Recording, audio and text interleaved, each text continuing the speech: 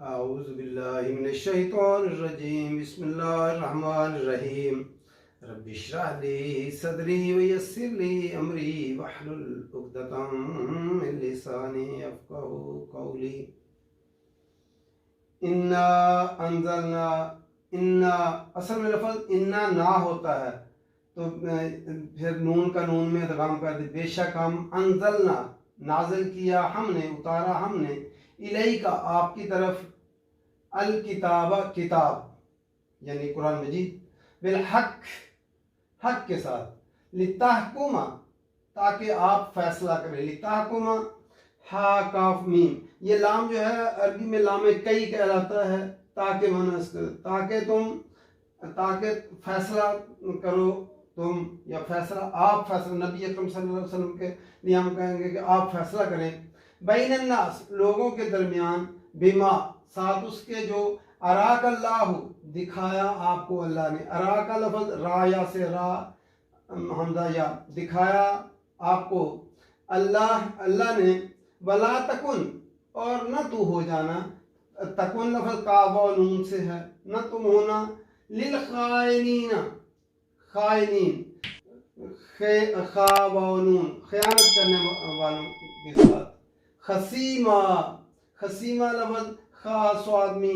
جھگڑا کرنے والا، آپ خیانت کاروں کی طرف سے جھگڑا کرنے والے نہ ہوں، واستغفر اللہ اور استغفار کیجئے، بخشش مانگیے اللہ سے، استغفار لفظ غائن فارا الف سین جو ہے باب استفعال سے طلب سے کا معنی پایا جاتا ہے، اس میں اللہ سے استغفار کیجئے، ان اللہ بے شک اللہ تعالیٰ کانا ہے غفور الرحیم، غفور فعول کے وزن پہ مبالغہ کا صیغہ، بہت زیادہ بخشنے والا، رحیمہ فعیل کے وزن پہ آیا ہے، بہت زیادہ رحم کرنے والا،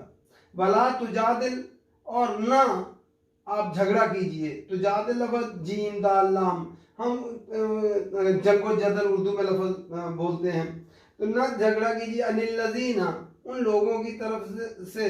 یختانون وہ خیانت کرتے ہیں، یختانون لفظ خواب نون سے، وہ خیانت کرتے ہیں، انفسہم اپنے نفسوں سے، ان اللہ بے شک اللہ تعالیٰ، لا یحب نہیں محبت کرتا، نہیں پسند کرتا، یحب ہا بابا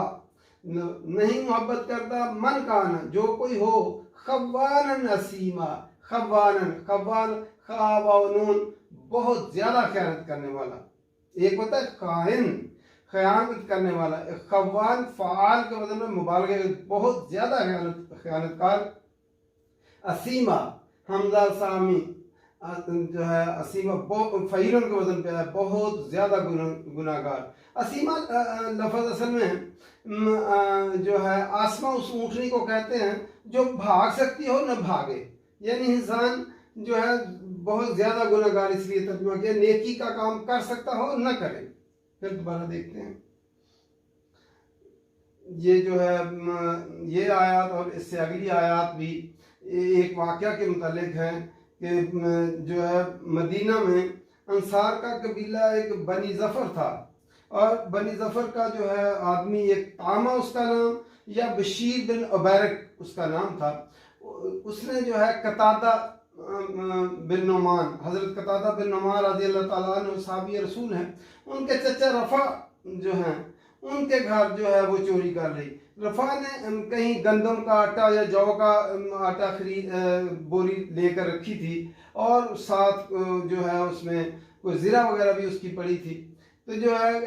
یہ جو ہے بنی ظفر کے قبیلے کا آدمی جو ہے طامہ یا بشیر، اس نے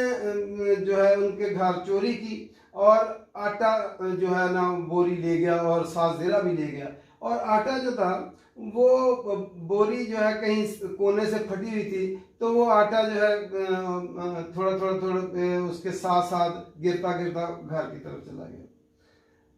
جب آٹا صبح جب حضرت رفع نے اپنے حضرت قتادہ سے کہا کہ میری چوری ہو گئی ہے اور میرا آٹا کو اٹھا کے لے گیا ہے، تو اور زرہ بھی لے گیا، جب وہ انہوں نے لوگوں سے انہوں نے بتایا کہ جو ہے یہ طامہ یا بشیر بن عبیرک جو ہے یہ تو بھوکے آدمی ہیں، ان کے گھر رات آگ جل رہی تھی، یہ کھانا وغیرہ پکا رہے تھے،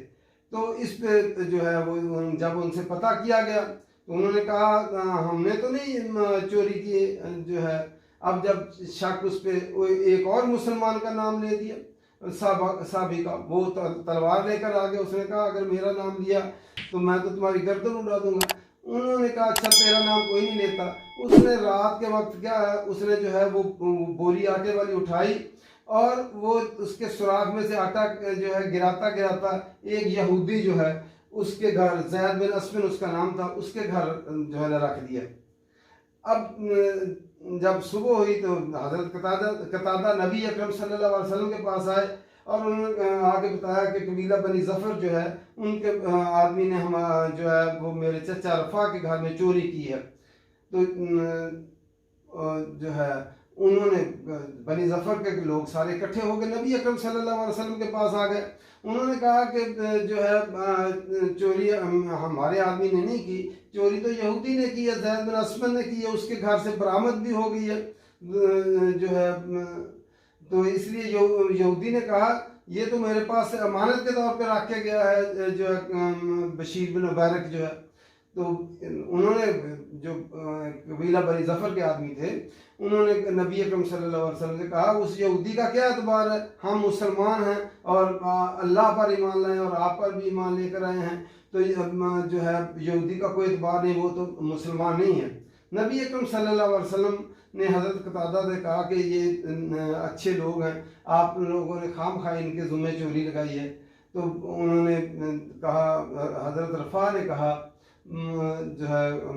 ہم یہ بات نہ ہی بتاتے, اللہ ہی جو ہے اس کا فیصلہ کرے گا. تو اللہ تعالیٰ نے یہ آیات اتاری نبی اکرم صلی اللہ علیہ وسلم پر, انا انزلنا الیک الکتاب, بے شک ہم نے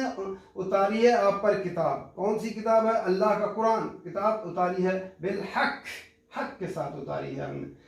یہ کس لیے اتاری ہے؟ لتحکم بین الناس, تاکہ آپ لوگوں کے درمیان فیصلہ کریں. بما اراک اللہ, جو اللہ نے آپ کو دکھایا ہے اس کے ذریعے سے, وحی کے ذریعے سے جو اللہ تعالیٰ نے یہ قرآن مجید اتارا ہے اس کے مطابق آپ جو ہے وہ فیصلہ کریں. ولا تکن, اور نہ آپ ہو جائیں للخائنین خصیما, آپ خیانت کاروں کی طرف سے جھگڑا کرنے والے جو ہے نا وہ نہ ہوں. نبی اکرم صلی اللہ علیہ وسلم, حالانکہ نبی اکرم صلی اللہ علیہ وسلم کے جو فیصلہ ہے جو لوگوں نے بیان کیا اس کے مطابق ہی فیصلہ کیا. نبی اکرم صلی اللہ علیہ وسلم نے فرمایا اگر میرے پاس کوئی فیصلہ آئے, کوئی چرب زبان اپنی چرب زبانی کی وجہ سے مجھ سے وہ لے بھی لے حق, وہ اس کا حق نہ ہو, اپنے بھائی کا حق لے بھی لے, تو وہ ایک جہنم کا ٹکڑا ہے وہ لے گا مجھ سے. اس لیے جو ہے اللہ تعالیٰ نے فرمایا کہ آپ جو ہے خیانت کار جو ہیں لوگ جھگڑا کرنے, آپ ان کی طرف سے جھگڑا نہ کیجیے. واستغفر اللہ, اور اللہ سے استغفار کیجیے. جو آپ کا رجحان ان کی طرف ذرا ہوا ہے اسی پہ, کیونکہ جو جتنا زیادہ